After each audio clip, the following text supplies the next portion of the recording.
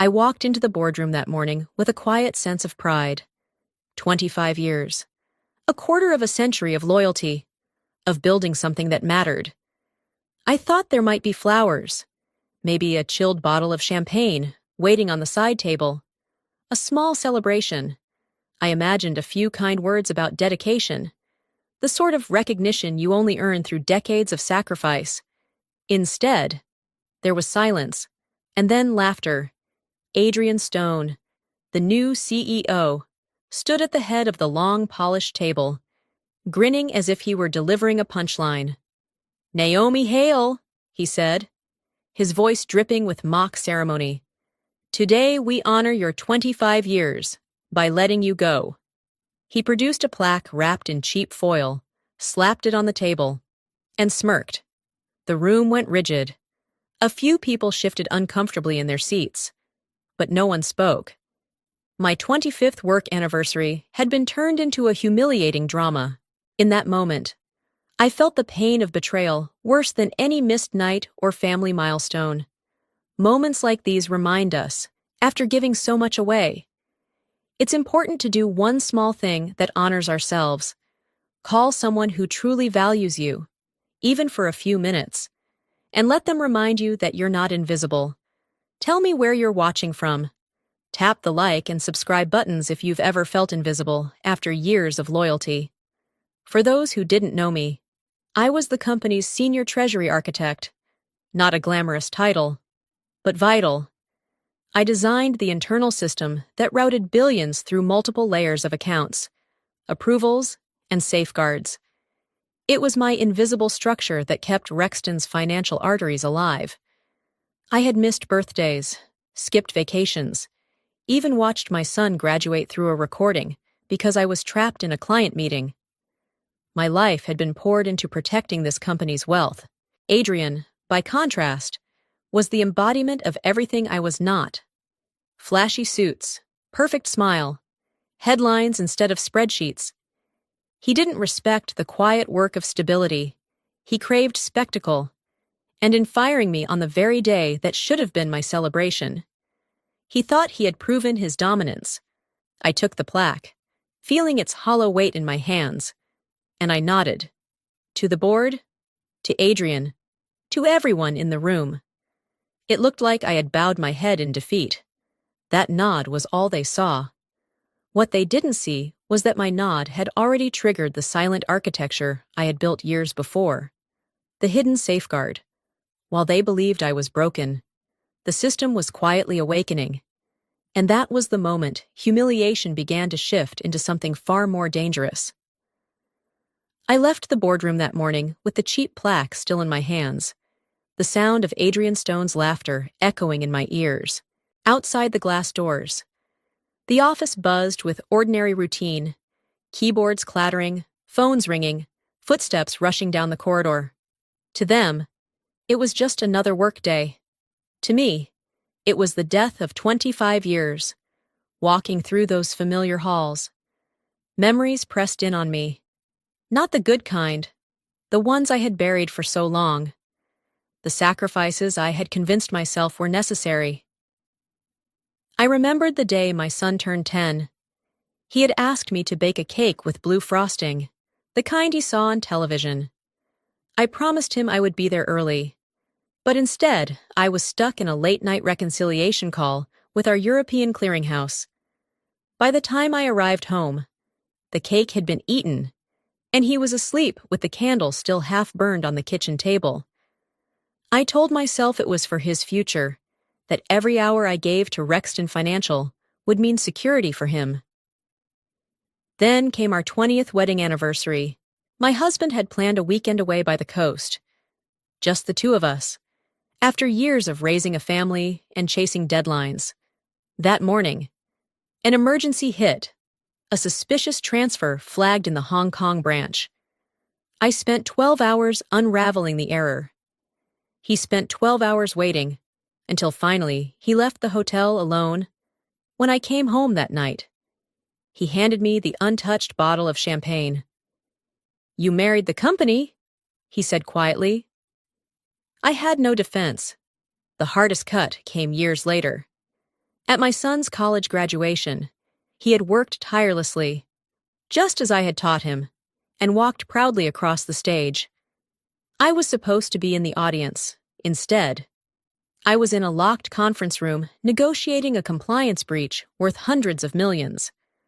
I watched his milestone through a grainy live stream on my phone, headphones in, pretending to listen while my heart split in two. He never said it, but I could see the distance in his eyes afterward. Again and again, my family told me, "Step back. This company will never love you the way we do." But I didn't listen. I believed loyalty mattered.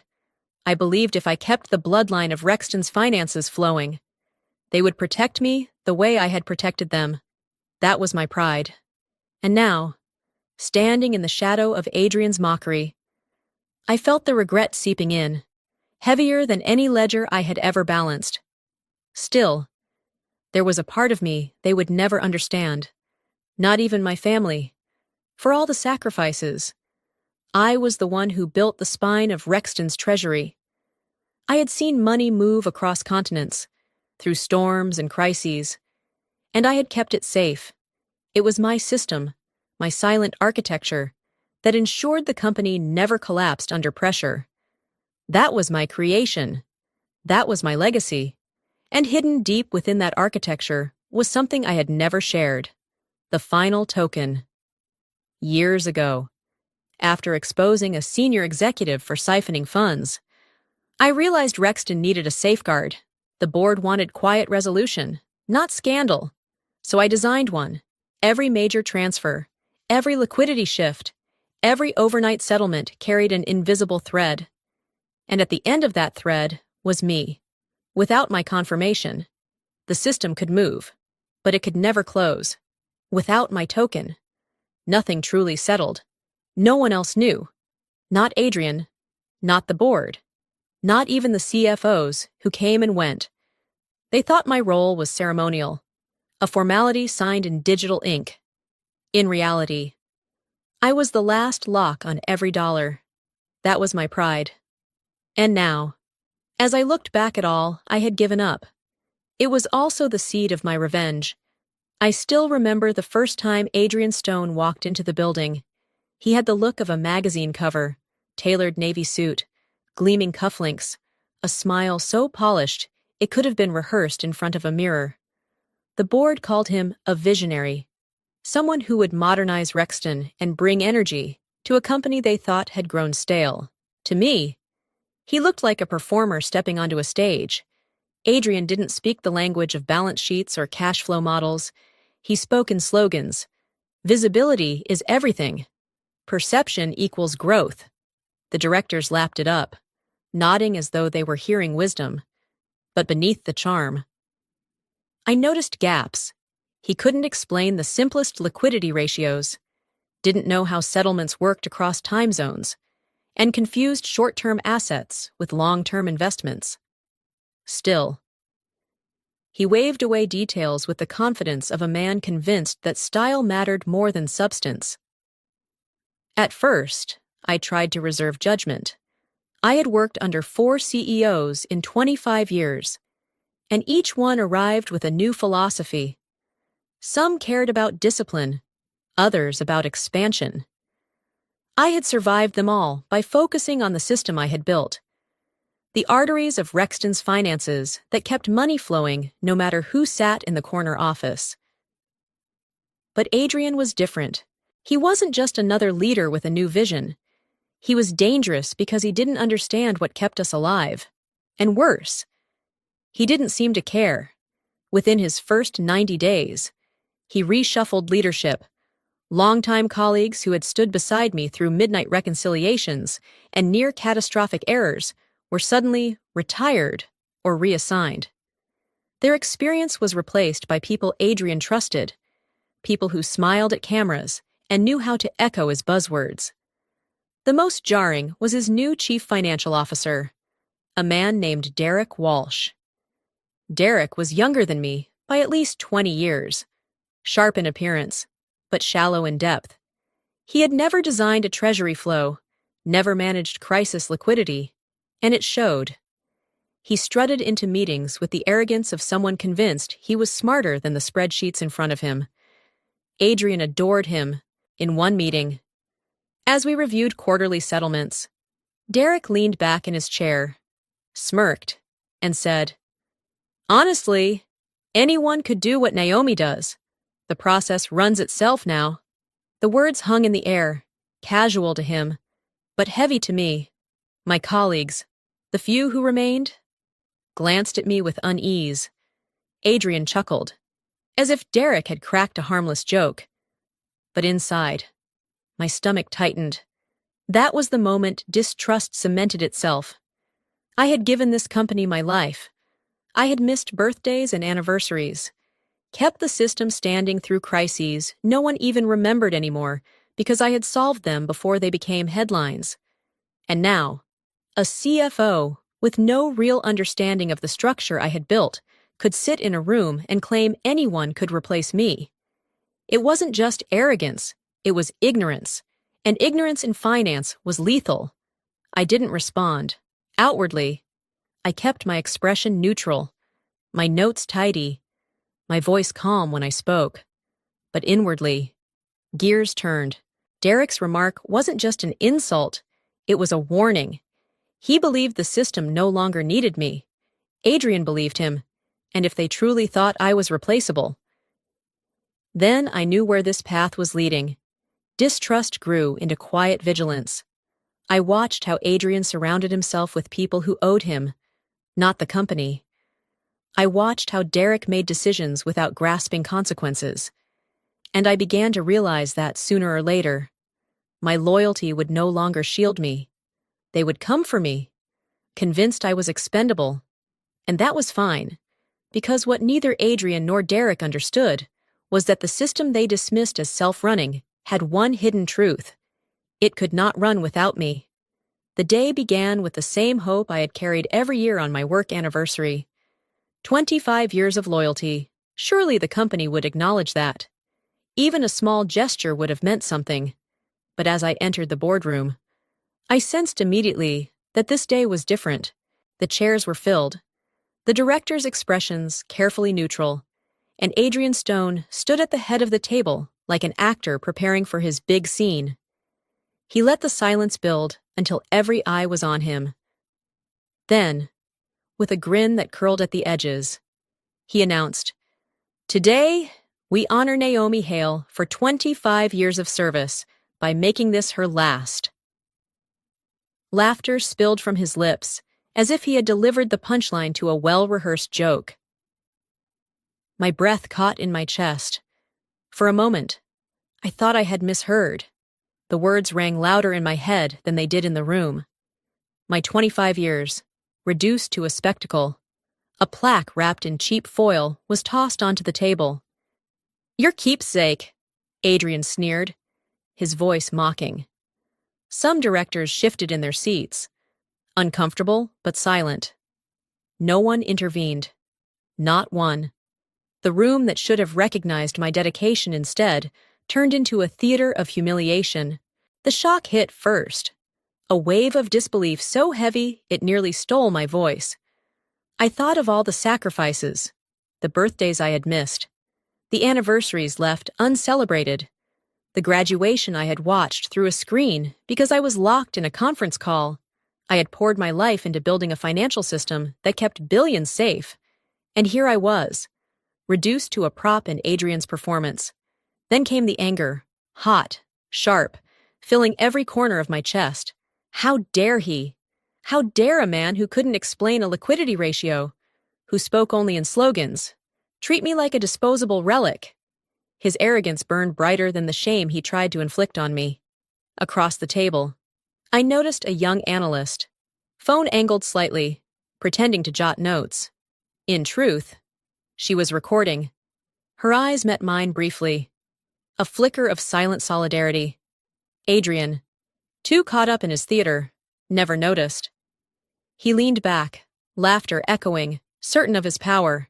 "Naomi, your time here is over," he declared, basking in the spectacle.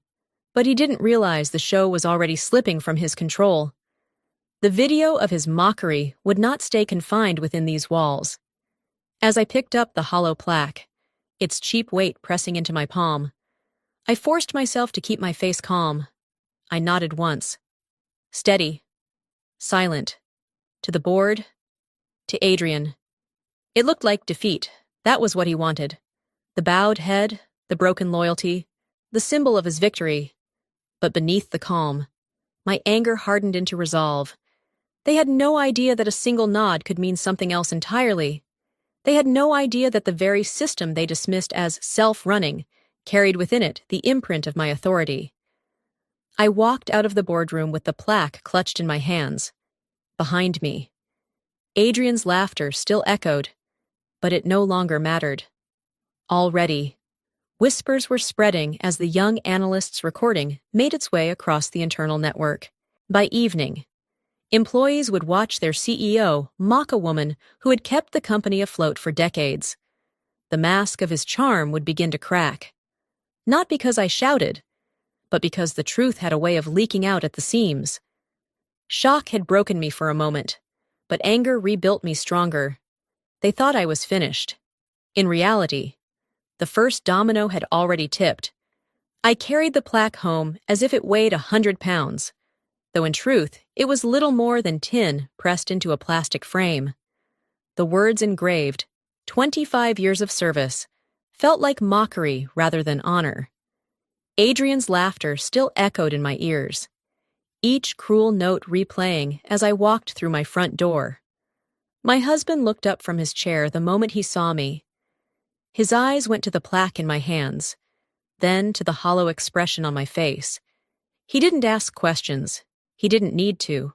After 25 years of watching me put the company before nearly everything else, he understood what had happened, without a word. He rose, crossed the room, and placed a gentle hand on my shoulder.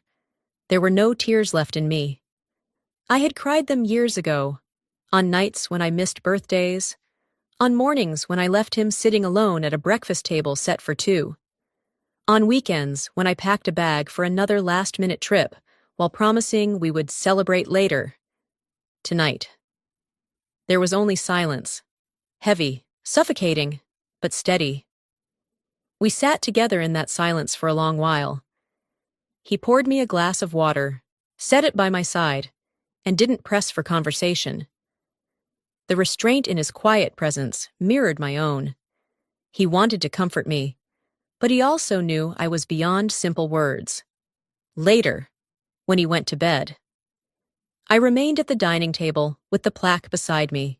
Its metallic surface reflected the faint glow of the lamp, and I traced the edges absently, thinking of all the hours, all the years, all the pieces of myself I had given away. For what? A spectacle of humiliation staged by a man who had no idea how fragile his empire truly was.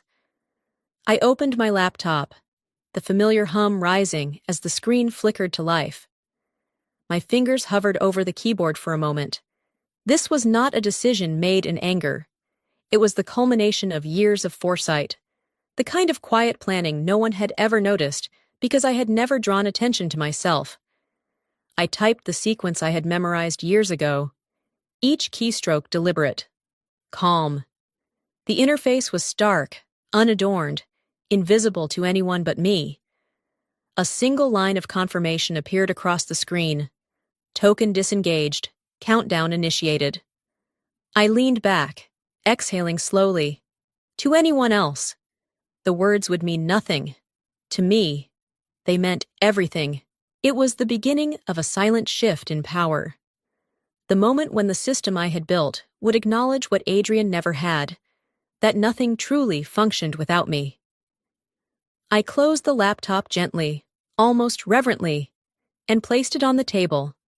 No triumphant smile crossed my face. No words of vengeance escaped my lips. Only quiet restraint, the discipline of someone who had spent her life mastering patience. In the bedroom, I could hear my husband turning in his sleep. Tomorrow he would ask me what came next. Tomorrow I would answer. But tonight, I allowed myself only stillness. The plaque remained on the table, its inscription catching the dim light. It was supposed to be a symbol of gratitude, but to me it was only proof of how far they had underestimated me. My silence tonight was not defeat, it was preparation. For 25 years, I had given them loyalty. Now, for the first time, I was giving myself something else. Control. The house was silent when the clock struck midnight. My husband slept behind the closed bedroom door, his steady breathing carrying through the thin walls. I remained at the dining table, the laptop glowing softly before me, the cheap plaque lying like a discarded insult beside it. My eyes stayed fixed on the time displayed in the corner of the screen. I knew what would happen the moment the numbers turned to 12. I had rehearsed this in my mind for years, though I never believed I would truly have to use it.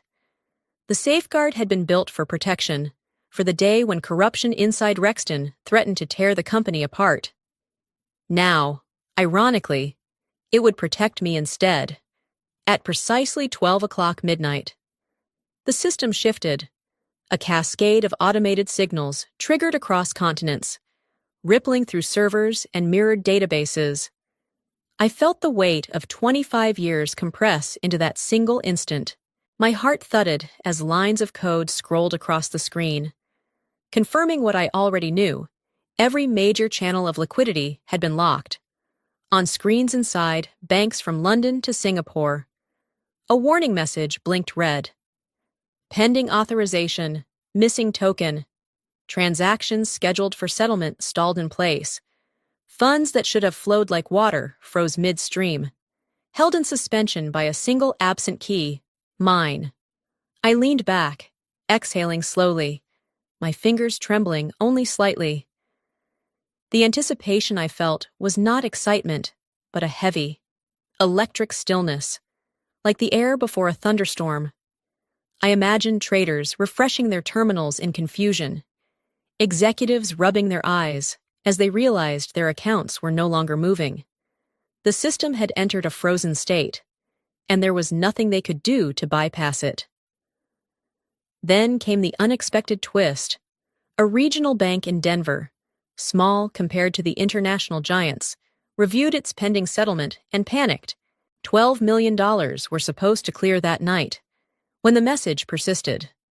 The bank's risk officer chose to pull the plug rather than wait. The cancellation was immediate. $12 million erased from Rexton's expected inflow. That was the first domino. Within minutes, partner banks began flagging unusual delays. Automated compliance alerts rattled through the network, generating questions and escalations.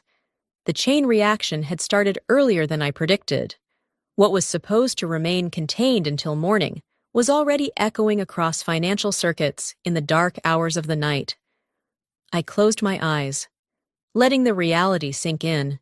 The freeze was no longer theory.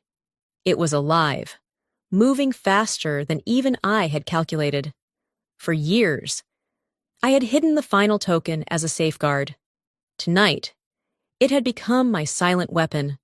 A part of me braced for what would follow, the phone calls, the frantic messages, the confusion spilling into chaos.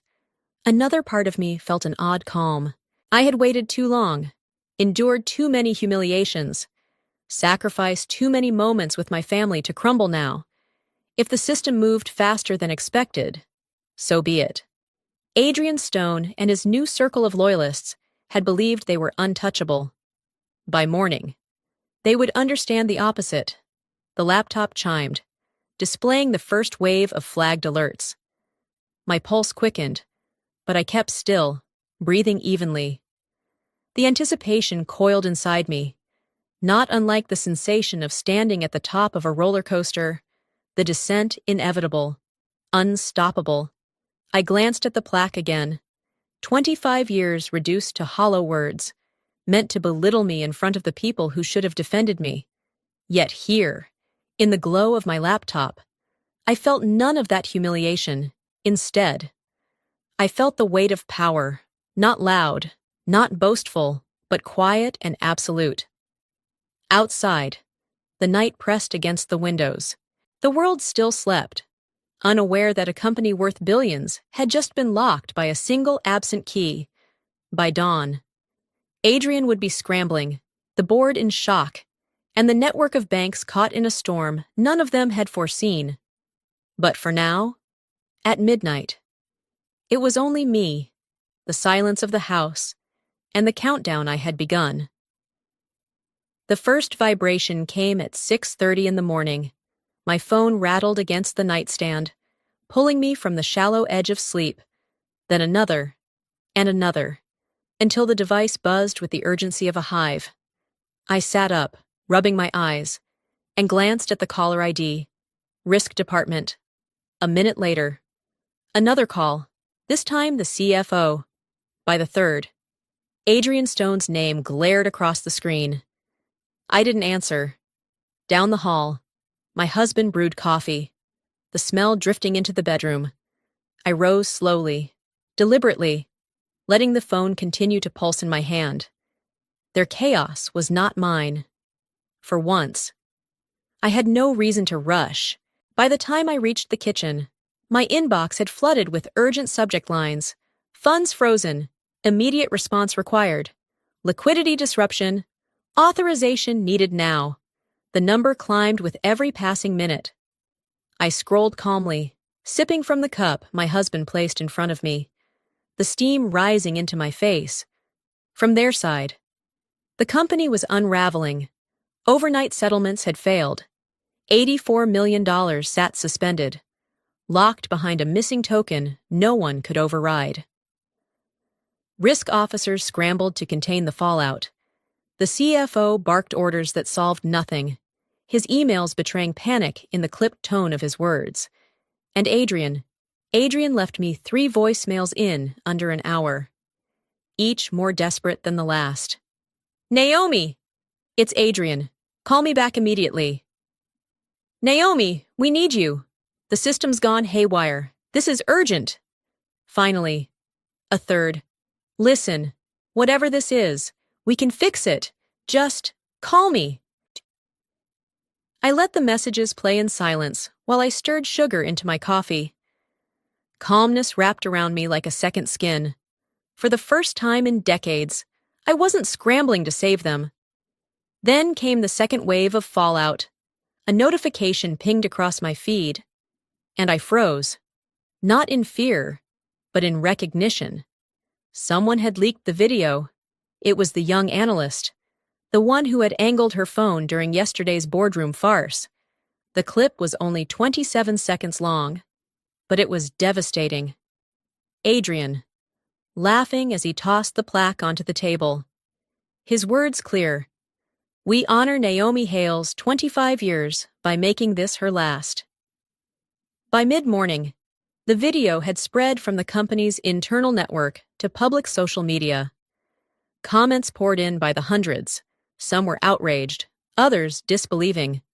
But all painted Adrian in the same light. Cruel, arrogant, tone-deaf.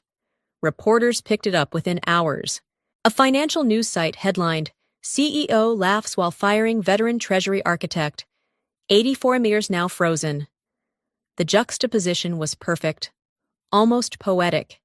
His humiliation of me now stood beside his own unraveling, visible to the entire world. My phone buzzed again. Adrian's number. I turned it face down on the table, across from me. My husband raised an eyebrow. You're not going to answer? No, I said simply. Because calm was my weapon now. Let them panic. Let them flail. Let the fire they had sparked burn uncontrollably. I had lived my life rushing to extinguish flames that others had started. Not this time. The chaos inside Rexton was only beginning. I could imagine the board members fielding calls from investors, the risk models crashing as they tried to calculate exposure. The CFO sweating under pressure he was never prepared to handle. And Adrian, pacing his office, his carefully polished smile cracked beyond repair. Meanwhile, I sat at my kitchen table, sipping coffee slowly, watching the morning sun spill across the floor. Calm, steady, unhurried. For the first time in years, The storm wasn't mine to weather. Theirs was chaos. Mine was quiet. And that difference was everything. By mid-afternoon, the storm inside Rexton had reached a fever pitch. The boardroom lights burned long past lunch, the air thick with tension. I wasn't there, of course, but I could picture it clearly. Years of habit let me imagine every detail. The shuffling papers, the raised voices, the sweat gathering at the collar of Adrian Stone's perfect suit. Desperation had turned into blind grasping. And in that void stepped Derek Walsh, the new CFO. Younger, cockier, and far less prepared than he believed. He stood at the front of the room, chest puffed out, a confident grin plastered across his face. "I've found the issue," he declared, pointing at the projection screen. "The system only needs a reroute command, a bypass." Adrian latched onto those words like a drowning man clutching driftwood. His relief was almost palpable. He clapped Derek on the back, eyes gleaming. "You see, I told you this was solvable. Nothing is beyond us." The directors leaned in, hungry for good news. Investors had been calling all day. The leaked video of Adrian laughing during my firing still swirled across social media, fueling the outrage. They needed hope, any hope, to cling to. Derek gave it to them. "Once I issue the reroute, the funds should release," Derek explained. He tapped at the keyboard with flourish, as though unlocking a safe with practiced skill. On the monitors, progress bars flickered, green lights beginning to flash. Adrian straightened his tie, confidence returning like a mask snapping back into place. "Gentlemen, this is leadership," he said smoothly, his voice carrying the swagger that had once charmed the board into giving him the top chair. He even allowed himself a smirk. Crisis averted. For a moment, they believed him. For a moment, the room exhaled as if a miracle had arrived. That was the false hope, the sweet taste of victory that lingers on the tongue just long enough to make the collapse sharper. Because only minutes later, the system responded. The green lights froze. Then, without warning, every terminal flickered red. The progress bars collapsed back to zero. A new message pulsed across the screens. "Unauthorized bypass detected. Reset initiated. Lockdown mode engaged." The silence that followed was heavier than any shouting. Derek's grin faltered, his hands hovering helplessly over the keyboard. He tried again, typing furiously. But each command was met with rejection. Worse. The system now flagged the attempted bypass as suspicious activity, logging every keystroke, in trying to force the door. Derek had only made the lock stronger. The funds remained frozen, but now the system had tightened its grip. What was once a stall had become a hard stop, $84 million sealed tighter than before. Every transaction flagged, every attempted workaround recorded in immutable logs. Adrian's face drained of color. The directors, who had leaned forward with hope minutes earlier, now leaned back, their expressions grim. Murmurs rippled around the table.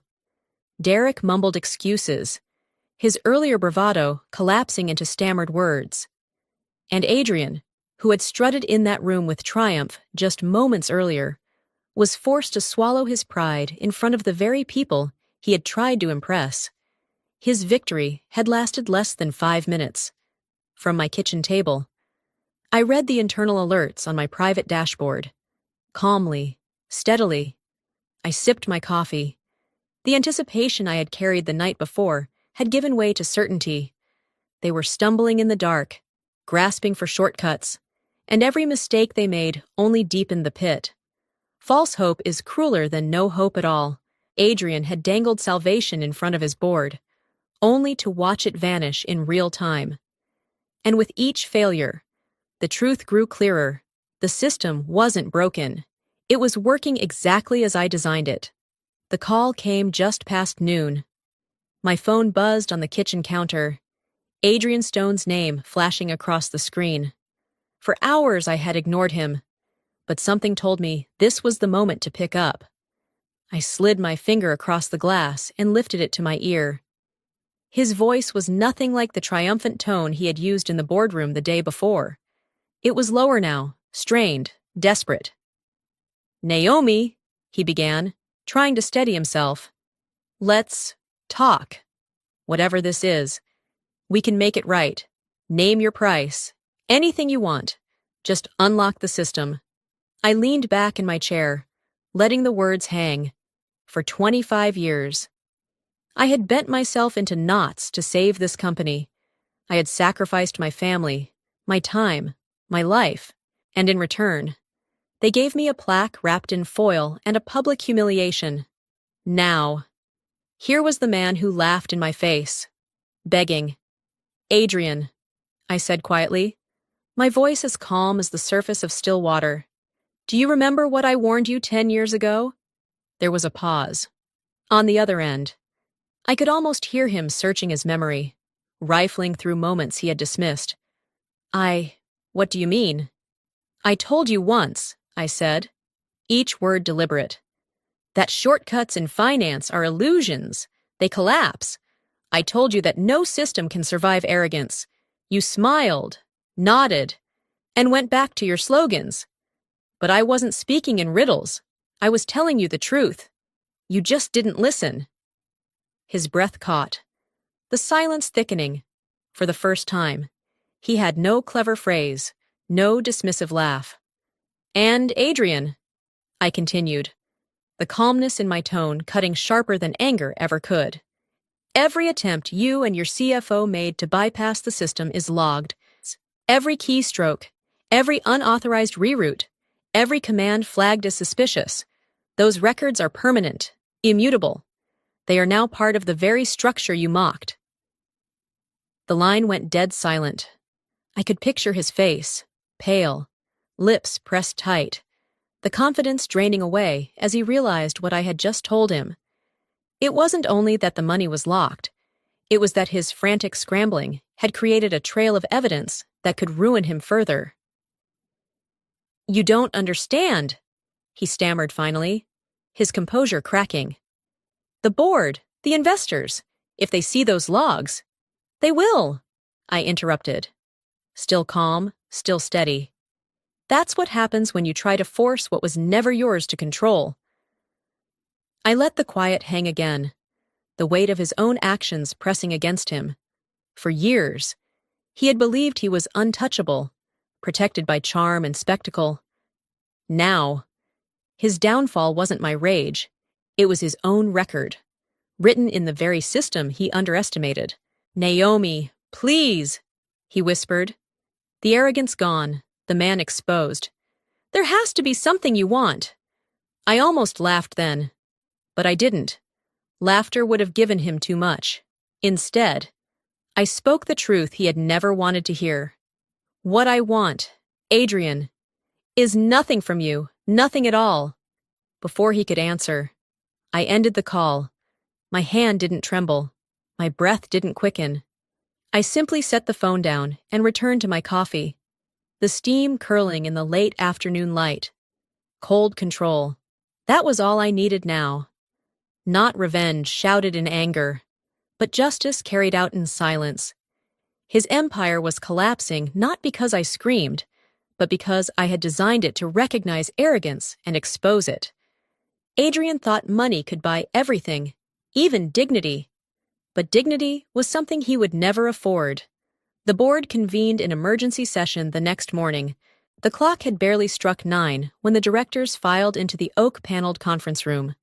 Faces drawn, ties loosened, their usual polished demeanor already fraying. The scandal had grown overnight. $84 million still frozen. Transactions stalled across 3 continents. And the viral video of Adrian Stone laughing during my firing still burning across social media feeds. Adrian tried to begin with confidence, but his voice carried an edge that betrayed him. "This is a temporary setback," he insisted, slamming a folder onto the table. "The system glitched. Derek is addressing it. A murmur swept the room.